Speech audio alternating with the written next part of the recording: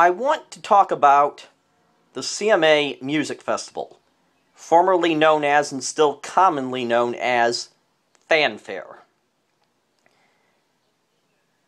Now, Fanfare is a 4-day party every June in Nashville, Tennessee, attended by country music fans from all over the world. And I went 4 years in a row from 05 up through 08. And then wasn't able to go since due to the economy and financial issues. Although I had made one trip to Nashville since for a Terry Clark fan club party. But anyway, I will not be going to this year's Fanfare, but my mom has just said, we're going to 2014. We're already making plans for it. So, over a year away, but I am excited. So, that said, I want to tell you about Fanfare. You know, as I said, country music fans from all over the country and certain foreign countries, they have concerts by the country stars and autograph signings where you can meet them. And that's where I met Carrie Underwood, Ricky Skaggs, Crystal Shawanda, and the list goes on. So, it is the ultimate experience of a country fan. If you're a country fan and you've never been to Fanfare, your life is not complete. And once you make that first trip, it won't be your last. You'll be going back and back. But I'm going to kind of talk about the ins and outs of Fanfare, so if you are thinking about, ever think about going, or will go, you kind of get an idea of what to expect. Well, you know, the tickets cost depends on where you're sitting for the nightly concerts. They're plastic forms and they give you lanyards to wear around your neck. And they will get you into the concerts, the autograph signings, any of the Fanfare activities they will get you into. And usually around the time of Fanfare, during or in the days before, some of the country stars have parties for their fan club members, which, you know, I normally go to the Terry Clark ones. I once went to a Joe DiMessina one. So,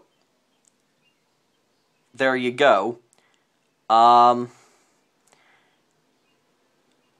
it's always, the 4 days are Thursday through Sunday. I travel down either Wednesday or the day before.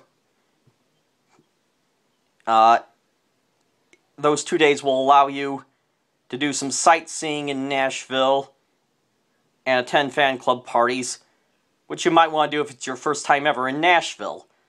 To talk about some of the other places you might want to see. Obviously, the Country Music Hall of Fame. The Ryman Auditorium gives tours. You might want to get tickets to the Grand Ole Opry, which I went to in 08, and that was, you know, any country fan has to go to the Opry at least once, so there you go. In my first trip, I went to the Hermitage, the home of President Andrew Jackson, where he is also buried. That day I went happened to be the 160th anniversary of the day he died, so they were reenacting the funeral, which I didn't know about until I got there. I just wanted to go because I'm a history buff and I'm into presidents. And of course, whether you're in Nashville for Fanfare or some other purpose, no visit to Nashville is complete without a visit to the world-famous Tootsie's Orchid Lounge. It is one of the several honky-tonk bars in Nashville. you know, where country singers sing hoping to get discovered. And Tootsie's is the most prominent. People who have played there: Terry Clark, Crystal Shawanda. I met Crystal Shawanda there before, well, she had just signed her recording contract, and then I went back the following year, and she was a star. So, there you go. So I already talked about how the prices of the ticket varies, and of course other expenses, hotels, and if all possible, get one near Lower Broadway. Then you're in walking distance of all the fanfare events, and you won't have any parking problems. I usually, well, always, stay at the Marriott Renaissance, which is the ritziest hotel in Nashville, and it's also connected to the Nashville Convention Center, where they hold the autograph signings. And Tootsie's and everything else is all in that vicinity as well.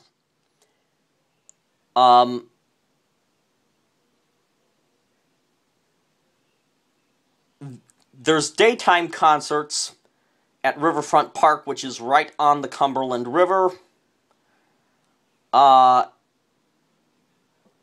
This is for the new up-and-coming stars, the lesser stars, and the ones who are past their peak, if I may say that. But always good.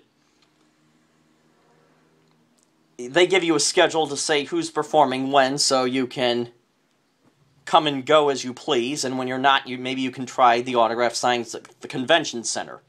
Now that's another story in itself. For the lesser-known stars, you can wait in line a relatively short time. Now, for the big stars, here's how it works. You go in the convention center the first day, and they'll have a schedule posted of who's signing what day and when.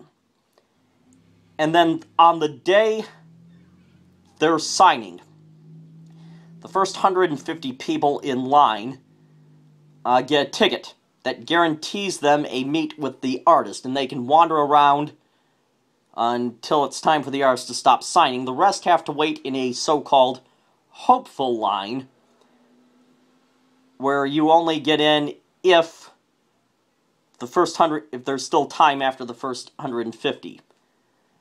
And I waited in line over 2 hours to meet Carrie Underwood.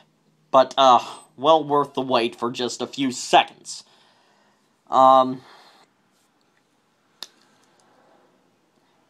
Then there is the nightly concerts, which are held at LP Field, right across the Cumberland River from Riverfront Park, where the daytime concerts are. You can walk across, there's the Shelby Street Bridge, which is a pedestrian bridge that you can use to cross it. It's, the nightly concerts, LP Field, that's where the Titans play. And it has the big stars, the Carrie Underwoods and the Taylor Swifts and, all the ones that are the Brad Paisleys, the real superstars now. So, and the nightly concerts aren't as good as they used to be, although they're the main event for fanfare. What they used to do is have a two-stage system where one band performs and the other band sets up on the other stage, so they start right away and kind of alternate. Well, then they went to one stage, I guess for the benefits of those who are sitting close. And there's intermissions between the acts, and, that kind of kills the momentum. It's still worth the experience, but, as I said, there's more to it than that, and, just the overall experience is what makes fanfare great. Travel, you can fly. I like to drive, because it's a scenic drive, and I take I-65 all the way. I wrote a song all about my journey down to fanfare, rolling down 65. So, you can try that. But anyway, that's fanfare in a nutshell. So, maybe I've got you interested.